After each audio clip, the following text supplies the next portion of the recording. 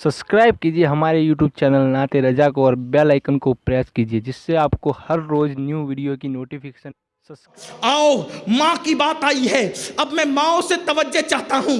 दाएं बाएं पर्दे में बैठी हुई मेरी बहनों की तवज्जो चाहता हूँ। देखो, जितने भी औलिया अल्लाह गुजरे हैं, अक्सर बड़े बड़े औलिया, उनके बाप दुनिया से रुखसत हो गए। जब वो नन्हे से बच्चे थे, उनके बाप दुनिया से रुखसत हो गए और फिर माओ ने उनको पढ़ाया, मेहनत से पढ़ाया, कोशिशों से पढ़ाया। आज तो बहुत राहतें हैं। आज तो अल्लाह अकबर, मदद करने वाले लोगों की एक बड़ी टीम है। आज तो मदद करने वाली बड़ी बड़ी तंजीमें हैं, बड़े बड़े इदारे हैं। उस वक्त ऐसा नहीं होता था। जानते हैं आप, एक नाम है हजरत सैयदना महबूब इलाही निज़ामुद्दीन औलिया का नाम, निज़ाम मिल्लत वद्दीन। हजरत निज़ामुद्दीन औलिया कहते हैं, मेरा बचपना था, मेरे वालिद का इंतकाल हो गया, हालात बिगड़ गए, हालात खराब हो गए। हमारे यहाँ कई कई दिन तक चूल्हा नहीं जलता था। देखो माँ की तरबियत भी क्या है। अगर आज बच्चे भूखे हो तो औरतें अपने बच्चों को रोड पे लेकर निकल जाती है, मेरा शौहर मर गया है, मेरी मदद करो। लेकिन अल्लाह अकबर, गैरत का आलम क्या है, हया का आलम क्या है।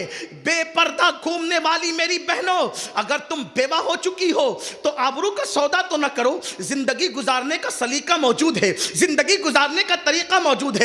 बल्कि माज़अल्लाह, अब तो यह भी होता है, अगर तलाक हो गई या शौहर का इंतकाल हो गया तो अल्लाह अकबर, फिर यह भी किया जाता है कि गुर्बत की चक्की में पिसने के बाद गुर्बत को बहाना बना करके आबरू का सौदा किया जाता है। कभी इससे मिला जा रहा है, कभी उससे मिला जा रहा है। मैं ये नहीं कहता कि गरीब औरतें ऐसा करती है, सब गरीब औरतें ऐसी नहीं होती। ज्यादातर गरीब औरतें तो ऐसी होती है जो आज भी बुजुर्गों के नक्शे कदम पर है, लेकिन चंद की वजह से पूरा माशरा बदनाम है। और फिर कहते हैं क्या करें, बच्चों की फीस देना है, बच्चों की पढ़ाई का इंतजाम करना है, आबरू तो बेचनी ही पड़ेगी। क्या महबूब इलाही की अम्मी जान, जो अपनी वक्त की राबिया थी, जो अपनी वक्त की वलिया थी, महबूब इलाही कहते हैं कई कई दिन तक हमारे घर में चूल्हा नहीं जलता था।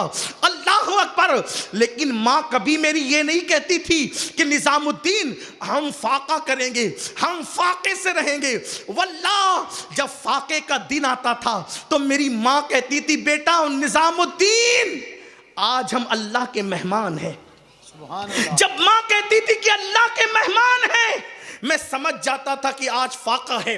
जब कई दिन तक के खाना मुसलसल मिलता और माँ के जुमले में इतनी लज्जत थी, आज हम अल्लाह के मेहमान हैं, आज हम अल्लाह के मेहमान हैं।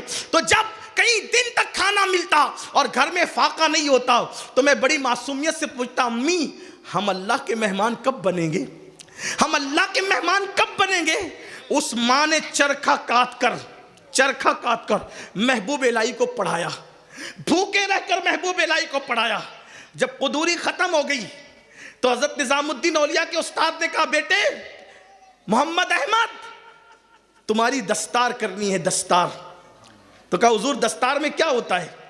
कहा दस्तार में बच्चे के सर पे बुजुर्ग लोग अमामा बांधते हैं, बुजुर्ग लोग अमामा बांधते हैं और जितने उलमा आते हैं उनको खाना खिलाया जाता है। ये दस्तार की रस्म है। तुम्हारी अम्मी से कहना इंतजाम करे। किस शान से, किस गैरत से जिंदगी गुजर रही थी, उस्ताद को भी नहीं मालूम था कि निजामुद्दीन के घर के हालात क्या है। इसलिए कहा कि तुम्हारी अम्मी से कहना इंतजाम करो उलमा का, दस्तार खरीद के लाओ, हम आएंगे उलमा को लेकर, दस्तार बांधी जाएगी। माँ से जाके कहा ना, अम्मी मेरी दस्तार है। हाय हाय। उस्ताद ने कहा कि अमामा और उलमा की दावत। माँ ने कहा बेटा तुम्हारे उस्ताद से चंद महीनों की मोहलत ले लो, चंद महीने की मोहलत ले लो, क्योंकि अपनी इतनी हैसियत नहीं है कि हम बाजार से दस्तार खरीद के लाएं। तो दिन को चरखा काता करूंगी और रात को तुम्हारी दस्तार मैं खुद जो है वो तैयार करूंगी, उसको बूंदूंगी, मैं उसको अपने हाथ से तैयार करूंगी। उतने दिन के लिए टाइम ले लो। और उलमा की जहाँ तक दावत का सवाल है, उसके लिए भी पैसे चाहिए, तो पैसे हम इकट्ठा करेंगे फिर दावत देंगे। उस्ताद को जा कर के कहा, उस्ताद ने कहा दस्तार का वक्त आ गया, ताखीर क्यों करते हो। आखिरकार किसी जरिए से पता चल गया कि अल्लाह अकबर पैसे दावत के लिए नहीं है। तो उस्ताद ने जितने पैसों की कमी थी वो पूरी की और हज़रत महबूब इलाही के सर पे वो दस्तार बांधी गई जो उनकी अम्मी ने अपने हाथ से बुना था, अपने हाथ से तैयार किया था। इस दर्द और इस कर्ब के साथ गरीबों ने अपने बच्चों को पढ़ाया। ये जो लंगड़ा लूला बहाना है ना कि हम गरीब हैं मौलाना नहीं पढ़ा सकते, آج تو یہ بہانہ ہی نہیں ہونا چاہیے. اتنے بڑے بڑے مدرسے موجود ہیں جہاں فری میں پڑھائی ہو رہی ہے, پھر بھی لوگ نہیں پڑھاتے. اس وقت پڑھائی اس وقت بہت زیادہ مشکل تھی, پھر بھی بچوں کو پڑھایا جاتا تھا. اچھا ایک خاص بات, غریب یہ کہہ کر کے کہتا ہے کہ میں اپنے بچوں کو نہیں پڑھا سکتا کہ غریب ہوں. امیر اپنے بچوں کو مدرسے میں بھیجنا نہیں چاہتا, جبکہ تاریخ یہ ہے, تاریخ کہ غریبوں نے بھی اپنے بچوں کو پڑھایا اور امیروں نے بھی اپنے بچوں کو پڑھایا.